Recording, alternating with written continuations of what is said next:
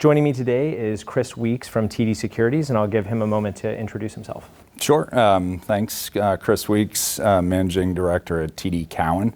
I'm in the Equity Capital Markets Group. Have been here at TD Cowen for about 14 years and in the industry for about 22. Awesome. I'm really excited to be here with you today for two reasons. One, we've never been in the same room together, which I think is awesome to finally be able to do that. And despite working with each other for 3 or 4 years now. Yeah. And then even going back further on some of the other transactions we're doing at Cowen.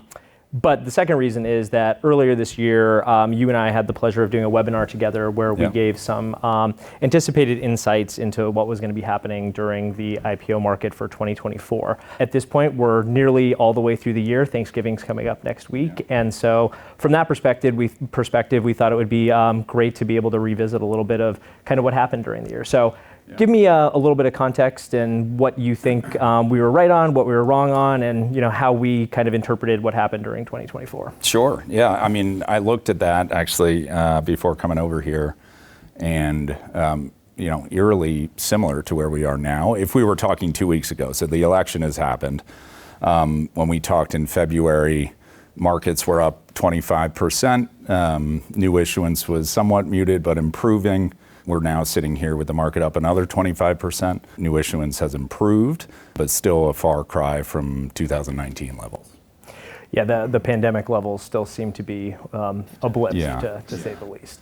In terms of the issuances that we did see this year, was it mostly the playbook that we saw prior to the pandemic, kind of coming back into the fold, or were there any changes or any market dynamics from that perspective? Yeah, pretty much the same. The same goes. I mean, 77 IPOs this year.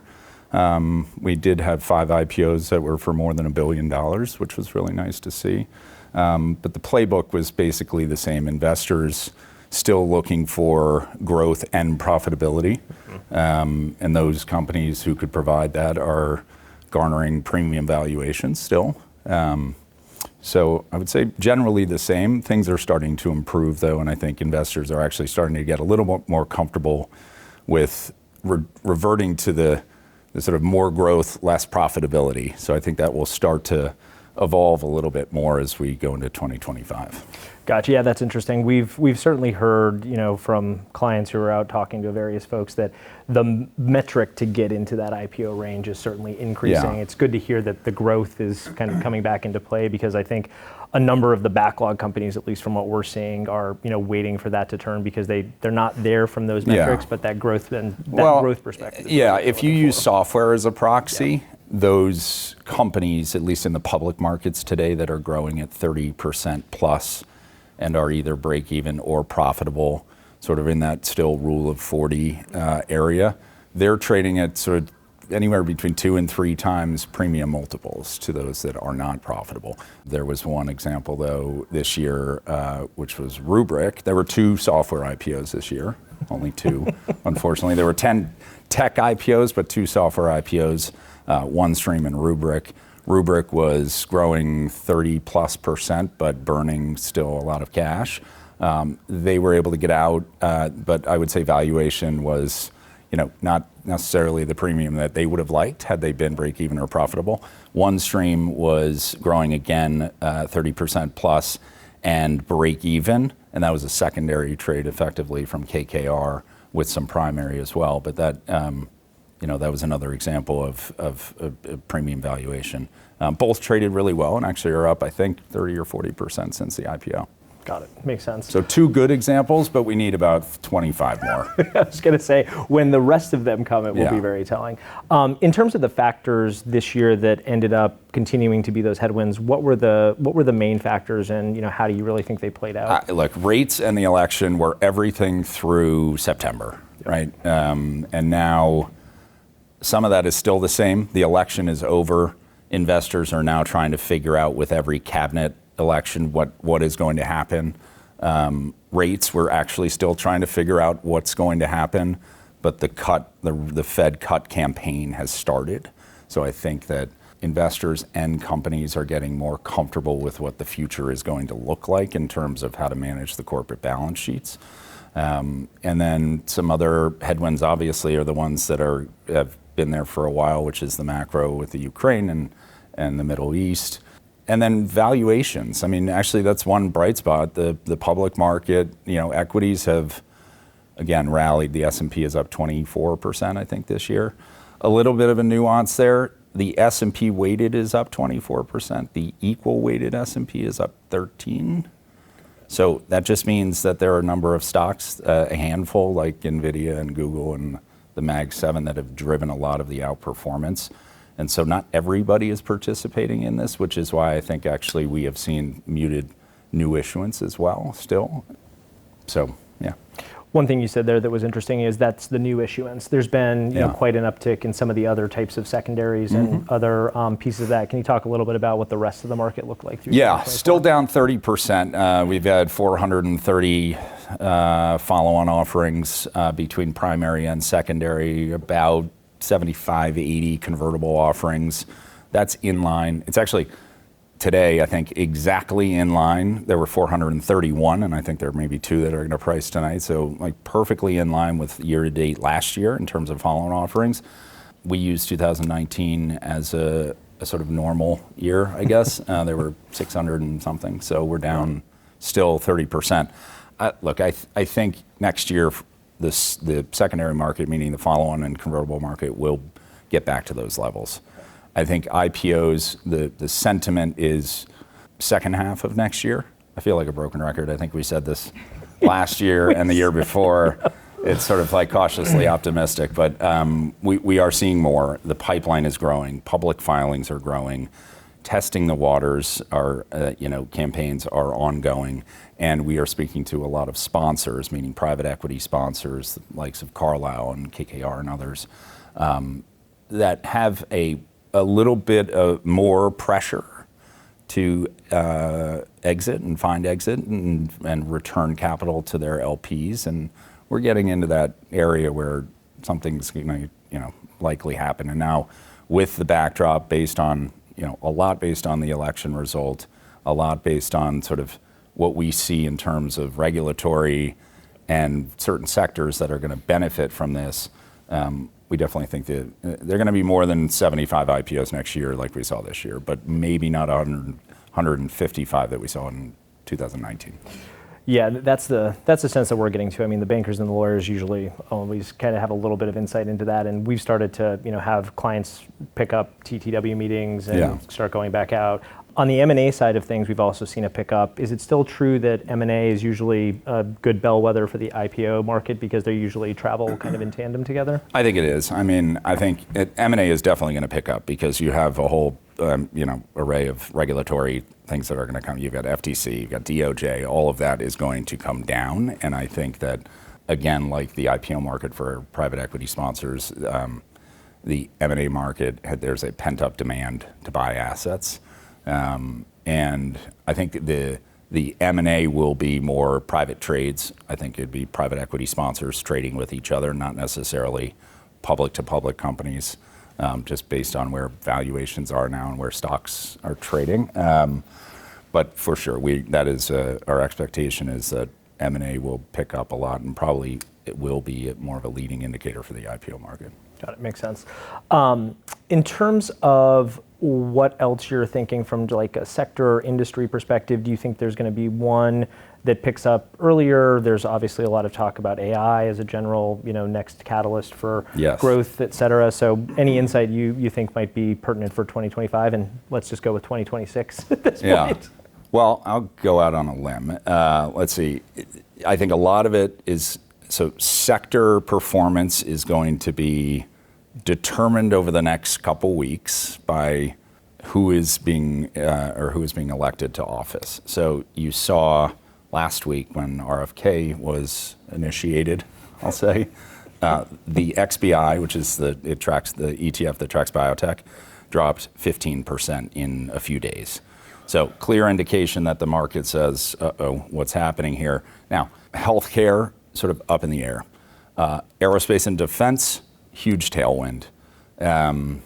Financials, huge tailwind. You've seen all of the big banks, JP Morgan, Goldman Sachs, all of the investment banks and the commercial banks have been performing really well. That's deregulation, return of capital, buybacks, things like that. Technology.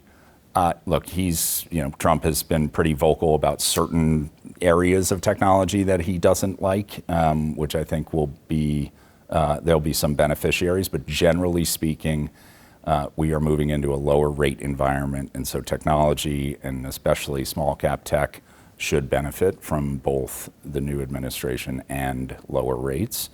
And frankly, small caps in general.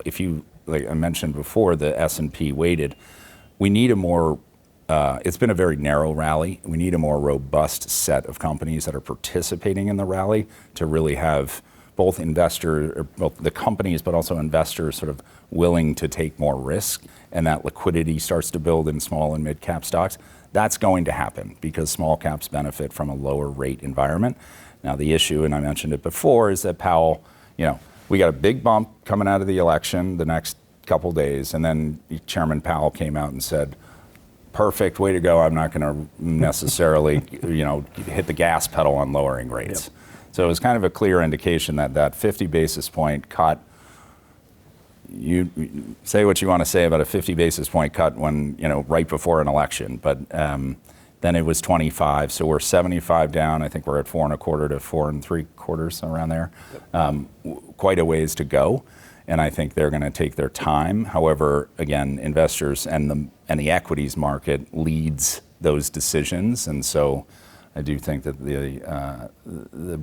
the rally should be broader this year, and there's still room to go. I mean, the S&P, another interesting one. The S&P weighted is trading at 21 times forward earnings, which if you look at a 10-year, that's high.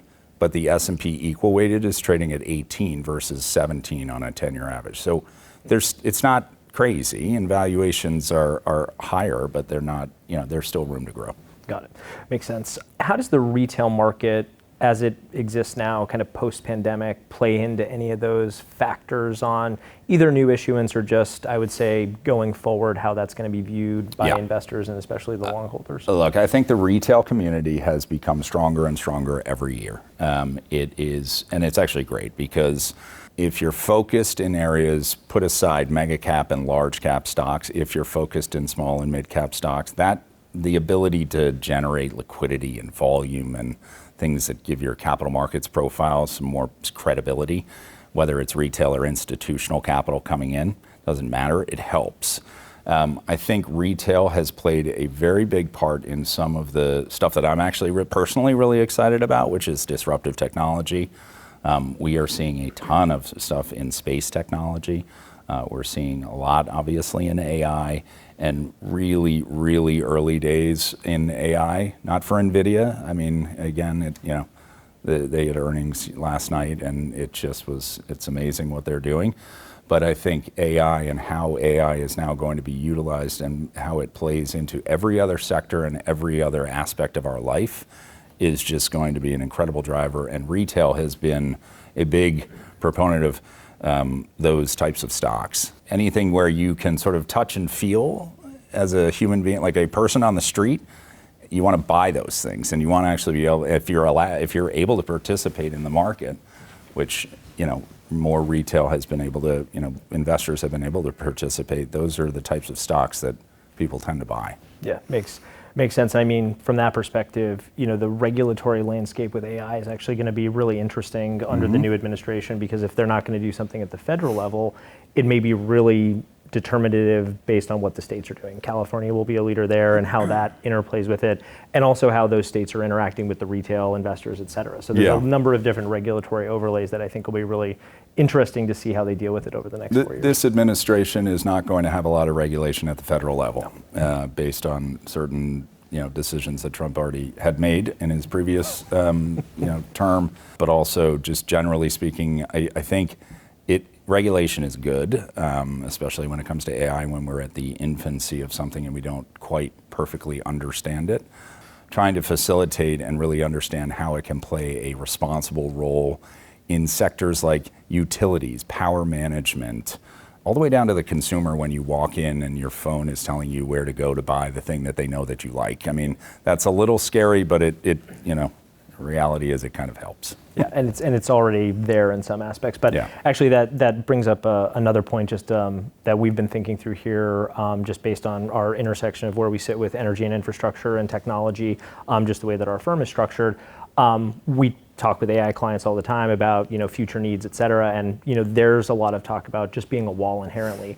Are you seeing an uptick in energy and infrastructure projects and how that's being driven with data centers and those types of modalities that are going to come down the road too? Billions and billions of dollars are being spent today to either repurpose real estate for power generation into data centers to drive GPUs and compute.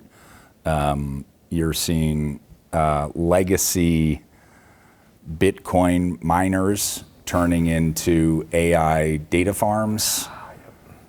I say that seriously, actually. Totally. It really is. It's happening, and it's really interesting to see what's happening, because it's a wonderful thing to see how the market can be efficient and actually take something that was maybe not perfectly fitted to then an entire technology that changes the entire landscape, kind of like the internet or the cell phone.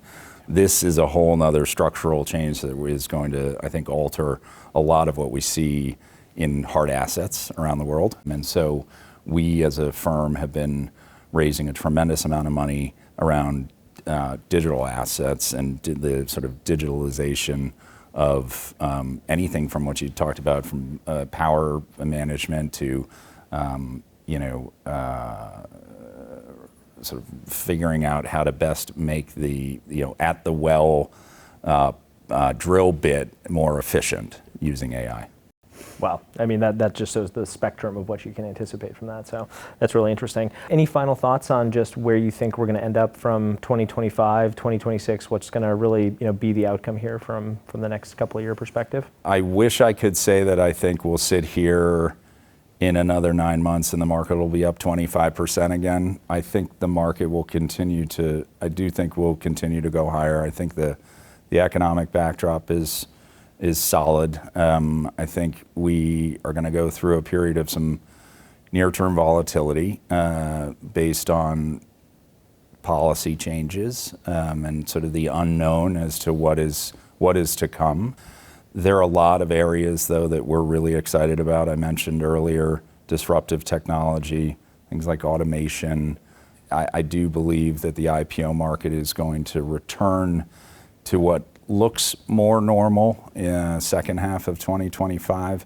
We are likely to see 25, 30, 40 IPOs in the April-May timeframe. And then I think really a reopening exit rate, sort of 120 to 130 by the end of the year next year. So we're pretty excited about it. Awesome. Well, that sounds great. Well, really appreciate you taking the time and sitting down with me today. Good to see you. Appreciate it.